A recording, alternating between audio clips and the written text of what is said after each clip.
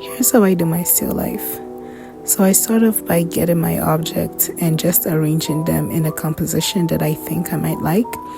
Then I go on to lay in my composition, basically understanding the kind of composition it is and just laying it down. Then I go on to start sketching and measuring and basically doing the things that I will be honest, I don't particularly like. And with my sketch, I make sure to draw through the forms so that I can understand the construction of the object that I'm trying to draw. Then I lay in the shadows, basically the core shadows, the form shadows, and the cast shadows to understand where the halftones need to be.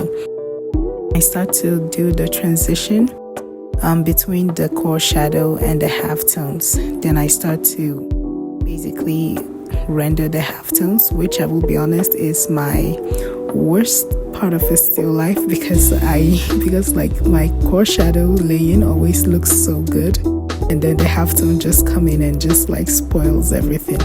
But I hope to improve with my halftone. I also keep in mind that my halftone needs to be generally lighter than my shadow values, except for the parts that have creases and kind of, dip into a certain place in the object. Then I start to render the background, and for some artists, this is usually done way early.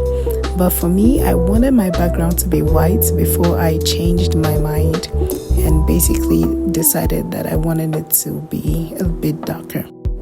Then I basically start to render the leaves and the stems of the tomatoes. And to be honest, I love rendering the leaves of the tomatoes. It's so satisfying for some reason. I really enjoy the process. Then this is just me adding in the final details, the final touches. Go on to add in the highlights of the object.